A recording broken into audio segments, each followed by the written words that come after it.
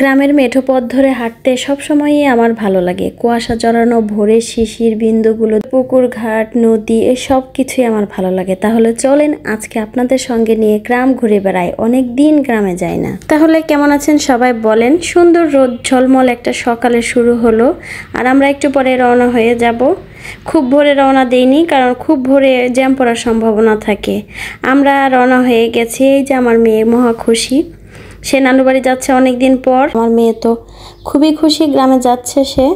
যদিও ওর ভাইয়া আসেনি, বাবাও আসেনি। কিছুদিন পর পর গ্রামে যেতে না পারলে আমাদের যেন অক্সিজেন লেভেল কমে যায়। আমাদের ফ্যামিলির সবাই, আমার ছেলে মেয়ে হাজব্যান্ড সবাই আমরা গ্রাম খুব পছন্দ করি। আর গ্রাম কে না ভালোবাসে বলেন। বিশাল আকাশের নিচে মুক্ত হাওয়া, চারিদিকে সবুজের সাথে কিছু সময় কাটাতে সবারই তো ভালো লাগার কথা। এটা আমাদের টাঙ্গাইলের খুব সুন্দর একটা রাস্তা। আরশি তো অনেক খুশি, সেই সাথে ওর সময় কাটছে না, বারবার স্টপ ওয়াচ অন করছে, তারপর কাউন্ট করছে কতক্ষণ লাগে। আতাহারকে জিজ্ঞাসা করছে, আতাহার আঙ্কেল কতক্ষণ লাগবে। আশা করছি পুরো ভিডিও জুড়েই আমার সাথে থাকবেন এবং আমাদের গ্রামটা কেমন লাগলো কমেন্ট করে অবশ্যই আমাকে জানাবেন। ঘন্টা দুয়েকের মধ্যেই আমরা পৌঁছে গেলাম আমাদের গ্রামের বাড়িতে। এই যে আমার নানু অনেক বৃদ্ধ হয়ে গেছেন, আপনারা দোয়া করবেন যেন সে আরো বেশি দিন বেঁচে থাকে। 100 বছর হয়ে গেছে। বাড়িতে যাওয়ার কথা শুনলেই বারান্দায় বসে অপেক্ষা করতে থাকে, কখন আসবো। এই ভালোবাসাগুলো না কোনো তুলনা হয় না, মনে হয় যুগ যুগ বেঁচে থাকো। এরপর আরশি অস্থির হয়ে গেছে, তার বোনকে দেখতে যাবে। আমার ছোট খালামণির মেয়ে মিথিলা, আমার বোন, ওর একটা বাবু হয়েছে, আমার সোনামণি কলিজার টুকরা ওয়াজিহা। ওকে দেখার জন্য সে পাগল হয়ে ঢাকা থেকে ছুটে আসছে। আমরা এখন যাচ্ছি ছোট খালামণির বাড়িতে। ছোট খালামণির বাড়িতে যাওয়ার সময় কিন্তু একটু অ্যাডভেঞ্চার আছে। একটুখানি রাস্তা হেঁটে যেতে হয় এবং সেটা গ্রামের ভেতর দিয়ে। একটু অন্যরকম অভিজ্ঞতা, আমার জন্য নয়, আমার বাচ্চাদের জন্য। কারণ এমন রাস্তাঘাট, এমন সুন্দর পরিবেশ দেখেই আমি বড় হয়েছি। এইসব রাস্তাঘাট দিয়ে চলাফেরা করে অভ্যস্ত। এমন পরিবেশে আমি চেষ্টা করি আমার বাচ্চাদেরকে নিয়ে যেতে, কারণ ওরা না হলে এগুলা দেখবে না, চিনবে না। এমন কোনো পরিবেশও যে হয় সেটা তো জানবেই না। যেমন এই কাঁঠাল গাছটা দেখে ও ভীষণই অবাক হচ্ছে, এত ছোট গাছে এত কাঁঠাল ধরেছে, সেটা আবার ওর ধরা ছোঁয়ার বাইরে নয়। দেখছে, ধরছে আর বলছে, মা কাটা, দেখো কাঁঠালের গায়ে কাটা। গাছ থেকে কাঁঠাল ধরে দেখা এখনকার বাচ্চাদের জন্য মোবাইলেই ওইটা সম্ভব। আশিকে বললাম কত রকম খেলনা কিনে এনে দেই তোমাকে, খেলো। আর আমাদের খেলার জন্য এগুলোই ছিল। এগুলোর পেছনে উঠে বসতাম আর একজন করে টানতাম। আমার খেলা শেষ হয়ে গেলে আরেকজন টানতো, আরেকজনের খেলা শেষ হয়ে গেলে আমি টানতাম। এবার শুরু হবে একটা অ্যাডভেঞ্চার। এই যে বাঁশের পুলটা, এই পুল পার হওয়া কিন্তু কঠিন ব্যাপার। যাদের অভ্যাস নাই তারা অনেক ভয় পাবে। এমন পুল পাড়ি দিয়েছি আমি বহু, কিন্তু আমার মেয়ে তো দেখেনি। তার কাছে এটা খুবই ইন্টারেস্টিং ব্যাপার মনে হয়েছে। একটু ভয়ও পেয়েছে, কিন্তু ওর কাছে খুবই মজা লেগেছে। বলেছে, মা আসার সময় আমরা কিন্তু এই রোড দিয়েই আসবো। এই তো আর একটুখানি পথ পেরোলে আমরা পৌঁছে যাব।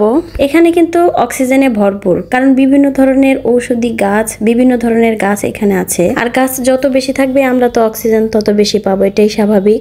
বাড়িতে ঢুকেই দেখি আমাদের কুটুস বাচ্চাটা গোসল করছে। আমাদেরকে দেখে তো সে মহা খুশি। সে বুঝতে পারছিল না আমাদের সবাইকে একসাথে দেখে কি করবে, সে আনন্দে আত্মহারা। আমি ওয়াজিকে জিজ্ঞেস করছি, কি মা দেখো তো বাবা কোনটা, সে চোখ দিয়ে দেখাচ্ছে। আশি তো ওয়াজির কাছে বসেই আছে। ওয়াজির গোসল শেষ হলে তারপর উঠবে। শেষ, আমাদের গোসল শেষ। ওয়াজির ঈদের গিফট ছিল এটা পরে সে সারা বাড়ি ঘুরে বেড়াচ্ছে, কি সুন্দর লাগছে মাশাআল্লাহ। মিথিলা যখন আশিকে কোলে নিয়ে বলছে যে তোমাকে আর নিব না, এই যে দেখো আমি কাকে নিয়েছি, আমার আরেকটা মেয়েকে নিয়েছি, সে তখন দৌড়ে এসে আশিকে চিপস দিচ্ছে, যে চিপস নিলে যদি নামে মায়ের কোল থেকে। আদরের ভাগটা আসলে কেউই কাউকে দিতে চায় না। এগুলো হচ্ছে ছোট খালামণির নিজের গাছের বড়ই। গাছ থেকে পেরে এরকম করে আচার দিয়েছে। আমিও এক বয়ম নিয়ে এসেছি, কারণ বড়ইগুলো খুবই মজার হয়। এমন ভাবেও যে বড়ইগুলো সংরক্ষণ করা যায় আমি আগে জানতাম না। আধা পাকা বড়ইগুলো বয়মের ভেতরে করে শুধু চিনি আর লবণ দিয়ে প্রতিদিন খালামণি এটাকে রোদে দেয়। ভেতরে চিনির শিরাটা ঢুকে এত মজা হয়। এখন আমরা চলে এসেছি আমাদের বাড়ির কাছাকাছি, আর এটা হচ্ছে আমাদের ধলেশ্বরী নদী, যা এখন আর নেই। আগের মতো ঢেউ নেই, আগের মতো পানি নেই। নদীটা মরে গেলেও তার এমন রূপ রেখে গেছে যেখানে দাঁড়ালে মনে হয় এখানেই থেকে যাই। এত অল্প পানি থাকে না, আরো বেশি পানি হয় জোয়ারের সময়। এখন ভাটা চলছে। অল্প পানিতেও চরের রূপটা যে এত সুন্দর, এখানে এসে যদি কেউ না দেখে তাহলে বুঝতে পারবে না। যতটুকু দেখানো সম্ভব আমি দেখাচ্ছি। ভীষণ প্রিয় জায়গা আমাদের।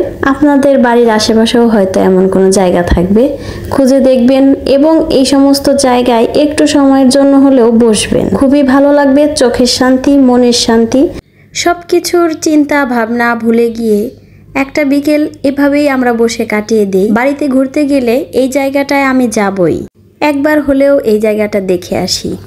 ছবির মতো সুন্দর আমাদের গ্রামটি। সবার কেমন লাগলো অবশ্যই আমাকে জানাবেন। পানি আসে তখন ওই পর্যন্ত পানিটা চলে যায়, ভাঙবে এবং গড়বে, এটাই তো নদীর খেলা। সেই জন্য বড় বড় ব্লক ফেলে রেখেছে যাতে রাস্তাটা ভেঙে না যায়। পাশে ছোট ছোট অনেক দোকান, ছোট ছোট ফুচকা চটপটির দোকান বসে, সেটা হচ্ছে সন্ধ্যাবেলা। তখন পরিবেশটা আরো জমজমাট হয়ে ওঠে। ওই যে দূরে কয়েকটা বাচ্চা নদী পারাপার হচ্ছে, ওই পারে যাচ্ছে, ওদেরকে দেখে আমার দুরন্ত শৈশব মনে পড়ে গেল। হাঁটতে হাঁটতে বেশ খানিকটা দূরে চলে এসেছি। ওখানে ছিলাম, ওখান থেকে এই পাশে চলে এসেছি। জেলেদের মাছ ধরা, হাঁসগুলোর ভেসে বেড়ানো, সব মিলিয়ে মনে হয় কি যদি আবারও জন্ম নিতে পারতাম। হাঁটতে হাঁটতে আমরা এক ধরনের গাছ পেয়ে গেলাম যার গায়ে অনেক কাঁটা থাকে। কে কে চিনেন বলেন তো এই গাছটা? আমি যখন মেয়েকে বললাম ছোটবেলায় আমরা এই গাছের এই ফলগুলো দিয়ে চুলের ক্লিপ বানাতাম, তখন মেয়ে বলল, মা আমাকেও বানিয়ে দাও, দেখি কেমন লাগে। আর সে ছিঁড়ে নিয়ে আসলো, আমি ওর মাথায় ক্লিপ বসিয়ে দিলাম। ও তো হাসতে হাসতে একাকার, বলে মা এগুলো দিয়ে কি ক্লিপ বানানো যায়? এগুলো তো এমনি গাছ হয়ে থাকে, এগুলো তো কাটা কাটা, এগুলো চুলে দিলে উঠবে কিভাবে? আমার বাড়ি আসা মানেই সবাই মিলে রাত জেগে আড্ডা। রাতের বেলায় সব ভাতিজা ভাগ্নি সব মিলে নুডলস পার্টি করছে। আমাদের যেটা সব সময় হয়ে থাকে, রাত জেগে আড্ডা দেয়া, নুডলস পার্টি করা, মুড়ি বানাবো, চানাচুর মুড়ি বেশি করে মরিচ দিয়ে খাবো, চা খাবো, রাত ভর আড্ডা দিব, গল্প করব। হাই সাজিদ, আমি অনেকদিন পর আইলাম। তারপর আর কি সাজিদ চাকরি পেয়েছে, আমাদের জন্য অনেক কিছু নিয়ে এসেছে। ধন্যবাদ। এত ভদ্র থাকলে সাজিদ চলে বলো? বয়সের সাথে সাথে চেঞ্জ হয় না। আমাদের একটা আরশি, এটা ছোট আরশি, এটা বড় আরশি। হাই আরশিস। হাই দুইটা আরশি। হ্যালো। ও আচ্ছা, কি জানি শান্তা জানি জুইনের নাম কি দিছে? ও হেটার্স। তোর নাম হেটার্স দিছে কেন? বিটিএস হেড করি তাই। ও আচ্ছা, বিটিএস লাভার। ভিড়ে খুব ভালো লাগে আমার। ইয়াল্লা, তুই কি ভিড় মতো ভাব ধরতে চাস? গার্লফ্রেন্ড মনে বিটিএস লাভার। ও গার্লফ্রেন্ড মনে বিটিএস লাভ করার কইছেন। আরশি যেমন মিমি পছন্দ করে তাই আরশিও পছন্দ করে। আরশি তার জন্য কালকে 10টার সময় আমরা যাচ্ছি। হ্যাঁ আমরা যাবো, ঠিক আছে, কিন্তু হ্যাঁ আমি কিন্তু প্রাইভেট ছাড়া যাবো না, ঠিক আছে? ও আচ্ছা, কেন? অনেক ড্রাগ সার্কেল পড়ে যায় তো চেহারায়। ও আচ্ছা, সানবার্ন হয়। ঠিক আছে, আহারে। ইস, হ্যালো, তুমি কে রাখো? তাহলে ফোন দিতেছি কে জানি তোর লাস্টে জানি না কেউ 42 কেরা ফোন দেয়। আমি কি দিন যাই টেস্ট দেই ধর। আমাদের আমি রানছি কর মলম লাগাইছি। হ্যাঁ, মলম লাগাইছে একজন, রানছে বলে আরেকজন। মধু ওই কি রে রসমালাই, মধু রসমালাই, আগুনই তো। ডুইন, শান্ত। হ্যালো, কি করো তোমরা? নুডলস খাই। দেখি নুডলস দেখাও। আহারে বাজানের আঁচটা পড়ছে গো।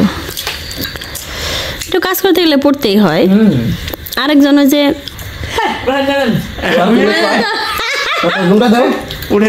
তোমারে না সাজিদে। শুভ সকাল সবাইকে। আরো একটি সুন্দর সকালের গল্প নিয়ে হাজির হলাম। কিন্তু আজকে আমরা ঢাকায় চলে যাব, মেয়েটাকে একটু প্রকৃতির ছোঁয়া দিয়ে নিয়ে যাই। সকালবেলা ঘুম থেকে উঠেই যে শিশির ভেজা ধানের শীষ, সেটা দেখার যে একটা অন্যরকম আনন্দ, সেটা দেখানোর জন্য মেয়েকে একটু বাড়ির সামনে নিয়ে গেলাম। এই পুকুরটা আমার মামার পুকুর, এই পুকুরেও আমরা গোসল করেছি। সব সময়ই এই পুকুরে বিভিন্ন জাতের নানা রকম মাছ থাকে। আমাদের গ্রাম ঘুরে বেড়ানোর গল্পটা আজকের মতো এখানেই শেষ করতে চাচ্ছি। এতক্ষণ ধৈর্য ধরে আমার সাথে যারা ছিলেন তাদেরকে অসংখ্য ধন্যবাদ। আবারও রিকোয়েস্ট করছি আমার চ্যানেলটি সাবস্ক্রাইব করার জন্য। যদি আমার ভিডিওর কোনো অংশে ভালো লেগে থাকে প্লিজ আমার চ্যানেলটি সাবস্ক্রাইব করে আমার পাশেই থাকবেন। লাইক কমেন্ট করতে কিন্তু ভুলবেন না। আল্লাহ হাফেজ, আসসালামু আলাইকুম।